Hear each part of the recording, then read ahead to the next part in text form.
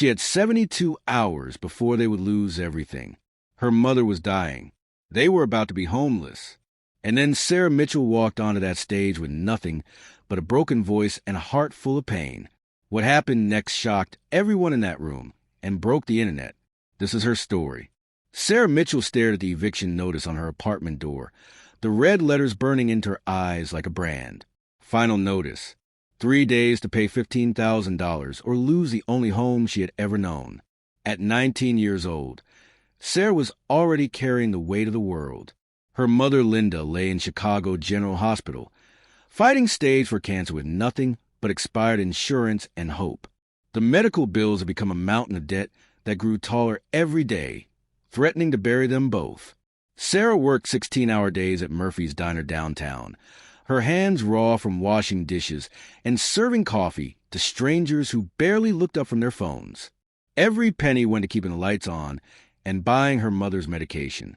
She had dropped out of community college 6 months ago, sold her guitar last Christmas, even pawned her grandmother's wedding ring.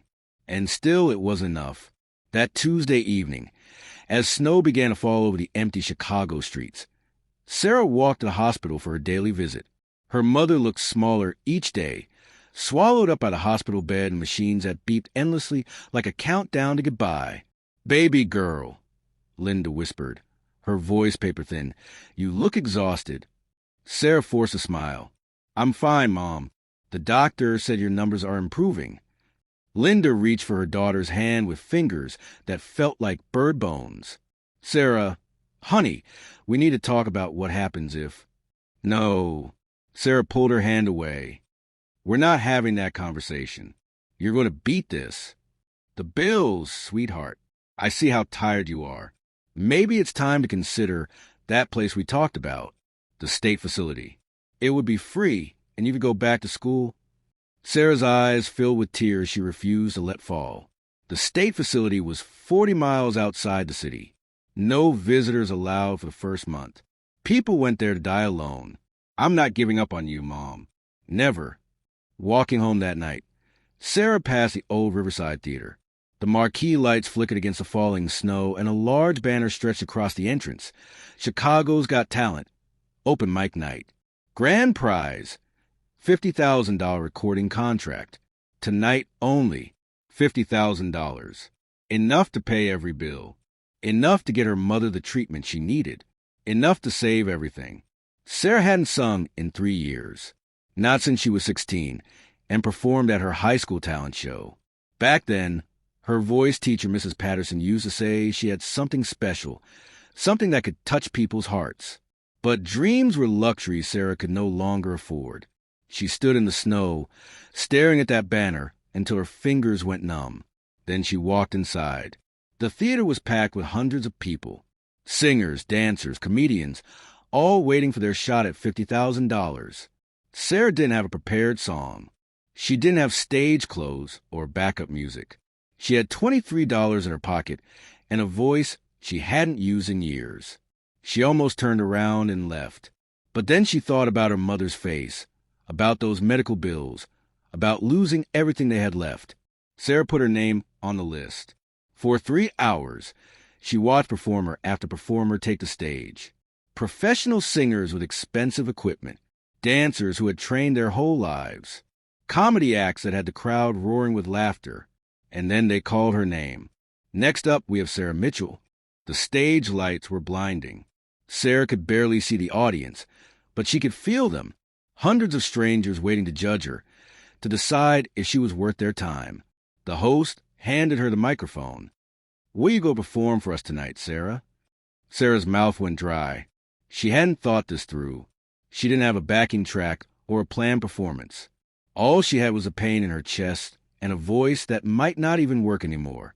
"I'm going to sing something I wrote," she heard herself say, though she had never written a song in her life. The theater fell silent. Sarah closed her eyes and thought about her mother, about working 16-hour days just to watch everything slip away, about being 19 years old and feeling like she was already drowning. And then she began to sing. The words came from somewhere deep inside her, raw and unpolished, but real. She sang about watching the person you love most slip away, about working until your hands bleed and still not having enough, about being young and scared and desperate for hope. Her voice cracked on the high notes. She forgot some of the words and had to make up new ones. But something magical was happening in that theater. The restless audience had gone completely still. People were pulling out their phones, but not to scroll through social media. They were recording. Sarah sang about the eviction notice and the hospital bills, about pawning her grandmother's ring and eating ramen noodles for dinner every night, about the fear that keeps you awake at 3 a.m. when you realize you might lose everything that matters. But then her voice grew stronger. She sang about refusing to give up, about love being worth the fight, about finding hope in the darkest moments and holding on to it with both hands.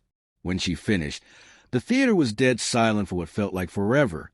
Sarah opened her eyes, terrified that she had embarrassed herself, that everyone was staring at her in pity or confusion. Then someone in the back row started clapping, slowly at first, then faster. Within seconds, the entire theater was on their feet, applauding and cheering like they had just witnessed something extraordinary. The judges were wiping away tears. The host had to clear his throat 3 times before he could speak. "Sarah," he finally said, "in 20 years of hosting this competition, I have never seen anything like that. You didn't just perform for us tonight. You shared your soul." The head judge, a woman named Patricia Rodriguez, who had discovered 3 Grammy winners, stood up at her table. "Sarah, what you just did was not just singing. It was storytelling. It was truth. It was art." Sarah felt like she was floating outside her body. The audience was still cheering. Someone in the front row was crying. "The judges have reached a unanimous decision," Patricia continued. "Sarah Mitchell, you are our winner." The theater erupted. Sarah felt her knees give out, but the host caught her arm, steadying her as confetti fell from the ceiling like snow. $50,000. It was real. It was happening. But that was just the beginning. Someone in the audience had live-streamed Sarah's performance on TikTok. Within an hour, the video had 10,000 views. By morning, it had reached 1 million. By the end of the week, Sarah Mitchell's impromptu song about struggle and hope had been viewed over 50 million times. Record labels started calling. Talk show hosts wanted interviews. Sarah's story spread across social media like wildfire, touching hearts around the world. But the most important call came from Dr. Williams at Chicago General Hospital. "Sarah," he said, "we've been following your story on the news. There's an experimental treatment program that just opened up. It's exactly what your mother needs. And thanks to your prize money and the donations that have been pouring in from people who heard your song, we can make it happen." 3 months later, Sarah stood on the stage at Madison Square Garden, performing her song for 20,000 people. But the person she was really singing for sat in the front row, cancer-free and crying tears of joy. Linda Mitchell had beaten the odds. Sarah's voice had not just saved their home and paid the medical bills. It had given them both a future. After the show, a young girl came up to Sarah backstage. She couldn't have been more than 15, with tired eyes that looked too old for her face. "Miss Mitchell," she said quietly, "my dad lost his job 6 months ago. We're about to lose our house. I've been working after school to help pay the bills, and I was thinking about dropping out to work full-time. But then I heard your song, and I realized I don't have to give up on my dreams. I just have to fight harder for them." Sarah hugged the girl tight, remembering what it felt like to be young and scared and desperate. "What's your dream?" she asked. "I want to be a doctor. I want to help people like your mom." Sarah smiled, pulling a business card from her pocket. It was for a scholarship foundation she had started with her prize money. "Call this number tomorrow. We're going to make sure you get to medical school." As Sarah watched the girl walk away with hope in her eyes, she realized something profound. Her song hadn't just saved her own life. It had planted seeds of hope in millions of hearts around the world. Sometimes the most beautiful music comes from the deepest pain. Sometimes when everything is falling apart, you discover strengths you never knew you had. Sometimes a single moment of courage can change not just your life, but the lives of everyone who hears your story. Sarah Mitchell had stepped onto that stage with nothing but a broken voice and a heart full of pain. She left with a recording contract, a a saved mother, and the knowledge that her story would inspire others to never give up on their dreams.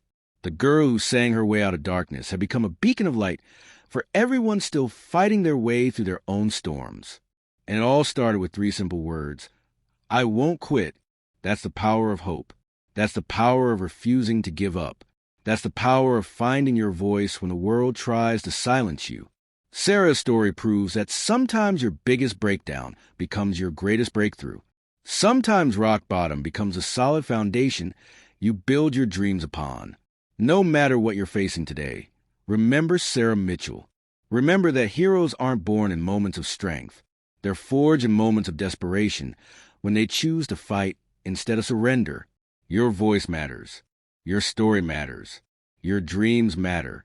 And sometimes all it takes is the courage to step onto the stage and sing your truth, even when your voice is shaking and your heart is breaking. Because on the other side of that fear, on the other side of that pain, something beautiful is waiting for you. Something worth fighting for. Something worth singing about.